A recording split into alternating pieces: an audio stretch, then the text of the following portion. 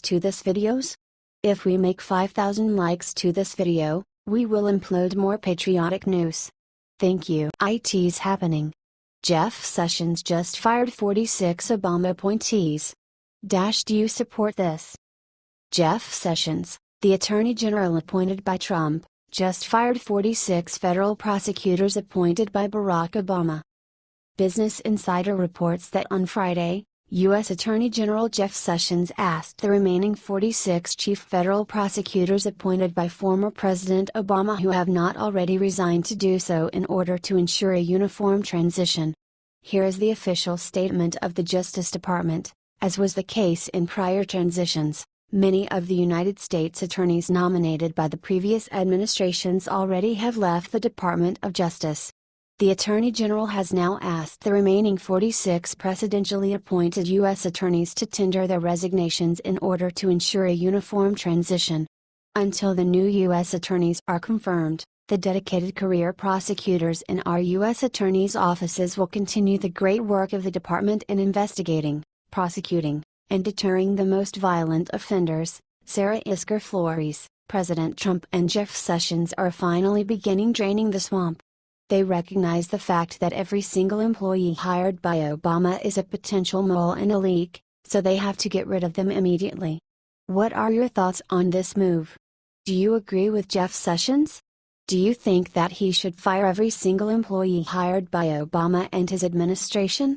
H.T.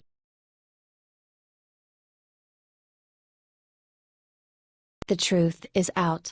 Gowdy determined to end Obama's shenanigans. Lately rumors flew right and left regarding President Barack Obama and his engaging in major illegal surveillance and operating a shadow government to protect his legacy. That speculation sparkled with the fact that the Obama family became residents just a few blocks away from the White House.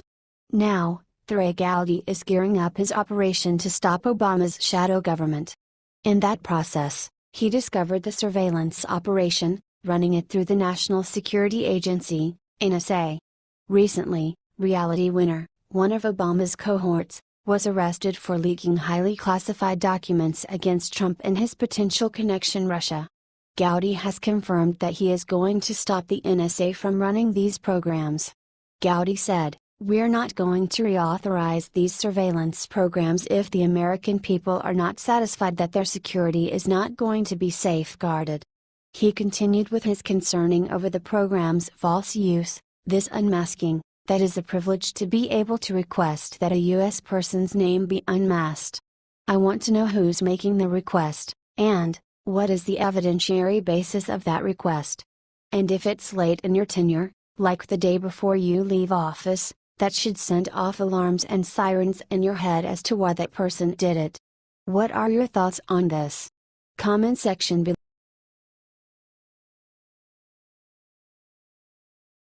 Caught.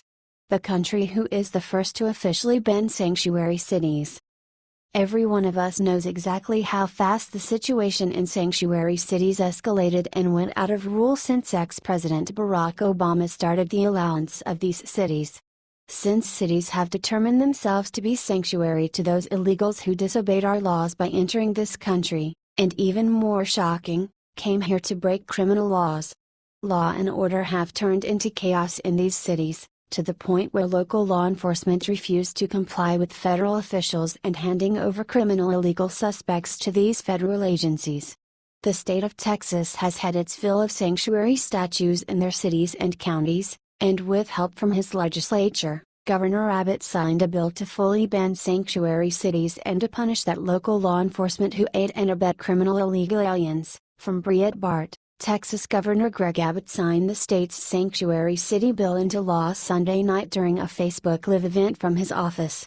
The new law is now the toughest anti-sanctuary city law in the United States and provides for criminal and civil penalties for police chiefs and sheriffs that refuse to honor immigration detainers. Let's be clear about something. We all support legal immigration. It helped to build America and Texas, the governor said before signing the bill.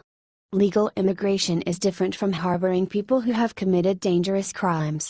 This law cracks down on policies like the Travis County sheriff who declared she would not detain known criminals accused of violent crimes. Those policies are sanctuary city policies and won't be tolerated in Texas. The bill, Senate Bill 4 by Senator Charles Beery, R. Lubbock, passed both chambers of the legislature before coming to Abbott's desk for signature. The law will go into effect on September 1, 2017. This provides time for departments like the Travis County Sheriff's Office to come into compliance. Governor Abbott made the sanctuary city issue an emergency item for the Texas legislature during his State of the State address in January. The Texas Senate acted on the issue right away, passing SB 4 in February. The bill went to the House where it sat until passage on April 27. The Senate confirmed the changes made by the House and sent the bill to Governor Abbott on May 3. It is the time that each and every state take a look at Governor Abbott's law. He was easily able to work with both his House and Senate to make this bill happen. By signing this bill, he has made it known to illegals, sanctuary cities, and local law enforcement that the rule of law is greater than their own personal viewpoints. Source: Breitbart. We would be happy to hear your thoughts and predict.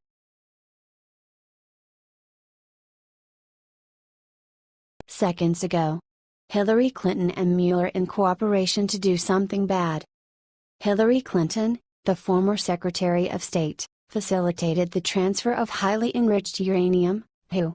U.S. Department of Energy, (DOE), previously confiscated it during the 2006 nuclear smuggling sting operation involving one Russian national and several Georgian accomplices according to WikiLeaks. Let's take a look at what Mueller did for Hillary Clinton. According to Zero Hedge, information was provided in the WikiLeaks cable which suggests that the U.S. government possessed uranium which was owned by Russians. Over 2 years ago Russia requested a 10-gram sample of highly enriched uranium, HU, seized in early 2006 in Georgia during a nuclear smuggling sting operation involving one Russian national and several Georgian accomplices. The seized HU was transferred to U.S. custody and is being held at a secure DOE facility. It is proposed that FBI Director Robert Mueller had conducted a transfer of 10 grams of HU to Russian law enforcement personally, on a plane-side meeting on the tarmac in 2009. We require that the transfer of this material be conducted at the airport, on the tarmac nearby the plane, upon arrival of the director's aircraft. The paragraph number 6 of the leaked memo states this: S/Roll Russia, action request. Embassy Moscow is requested to alert at the highest appropriate level the Russian Federation that FBI Director Mueller plans to deliver the HU sample once he arrives in Moscow on September 21. Post is requested to convey information in paragraph 5 with regard to chain of custody and to request details on Russian Federation's plan for picking up the material. The embassy is also requested to reconfirm the April 16 understanding from the FSB verbally that we will have no problem with the Russian Ministry of Aviation concerning Mueller's September 21 flight clearance. We would be happy to hear your thoughts and predict.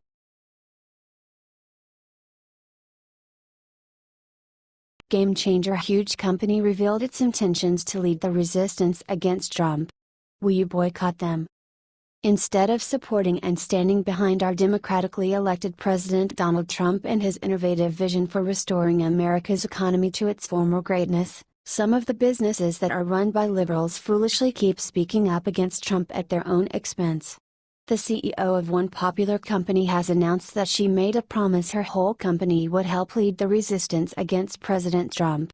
Patagonia, the outdoor clothing and sportswear company which is based in the business-unfriendly state of California, is dedicating itself to fighting against President Trump.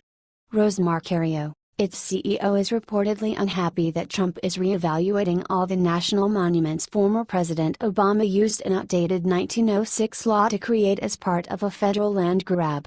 Said Marcario stated that a president does not have the authority to rescind a national monument. An attempt to change the boundaries ignores the review process of cultural and historical characteristics and the public input. Rose continued by saying that, "We have to fight like hell to keep every inch of public land. I don't have a lot of faith in politics and politicians right now."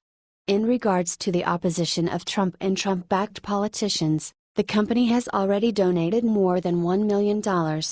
For some, This seems as nothing more than a diversion tactic for the company itself after it was caught using child labor overseas to manufacture its garments. We would be happy to hear your thoughts and predictions.